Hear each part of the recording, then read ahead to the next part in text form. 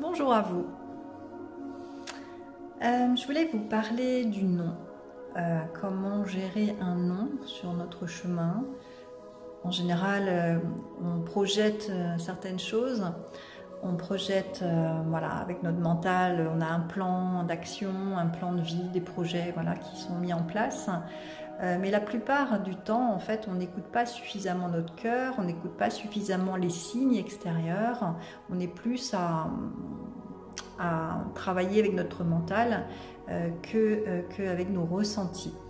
Or, la vie qu'on a choisie, notre âme s'est incarnée en fait pour se réaliser, pour guérir ce qu'elle a guéri, ce qu'elle a à guérir, et aussi pour transmettre son unicité en fait à l'humanité.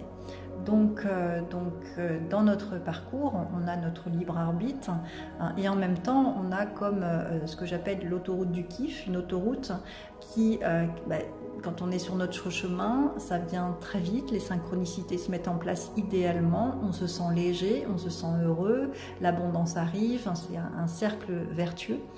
Et quand on prend un chemin de traverse, là en fait c'est moins simple, mais on ne s'aperçoit pas tout de suite qu'on est dans un chemin qui n'est pas l'autoroute du kiff. On ne s'aperçoit pas tout de suite qu'on est dans je force, parce qu'on a des croyances qui nous maintiennent dans c'est bien ce que tu fais, il faut travailler dur pour gagner sa vie, voilà, des croyances qui nous maintiennent dans un fonctionnement limité et qui nous oblige en fait à écouter davantage notre mental que notre cœur. Donc je voulais vous parler de ce nom en fait qui arrive sur notre chemin.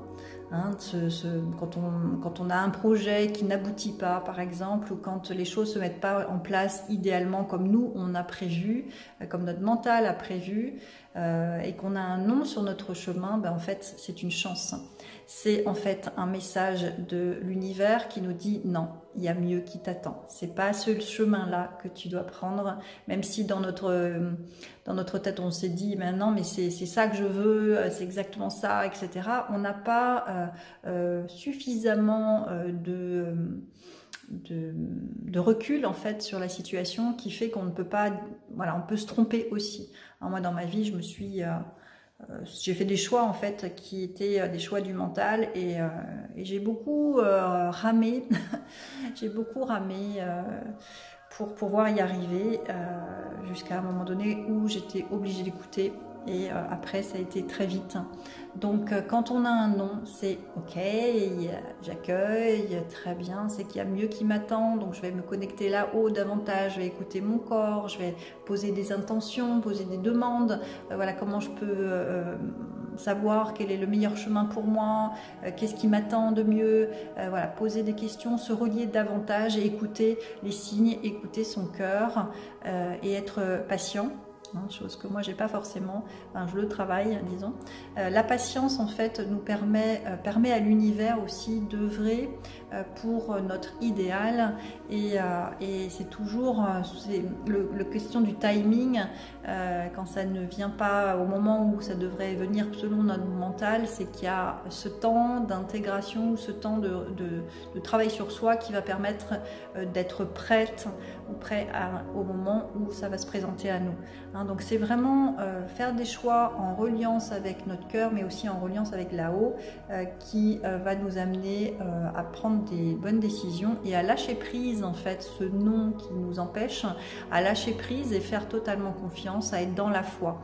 La confiance en fait c'est souvent ce qui nous manque, et c'est pour ça qu'on travaille vraiment beaucoup du mental, et on veut tout programmer idéalement, et on se projette dans un certain domaine qui nous rassure ou qu'on connaît déjà, et en même temps l'univers a tellement de potentiel, tellement de possibilités, tellement de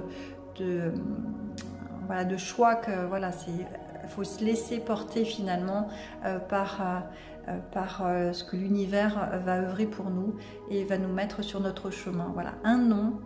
Il ne faut pas s'arrêter et puis se lamenter pendant des plombes, c'est se dire ok, il y a mieux qui m'attend. Moi c'est une phrase que je dis très souvent, si c'est pas comme ça, si c'est pas là que ça se présente pas, si ça se présente pas idéalement, c'est qu'il y a mieux qui m'attend, il y a mieux qui m'attend.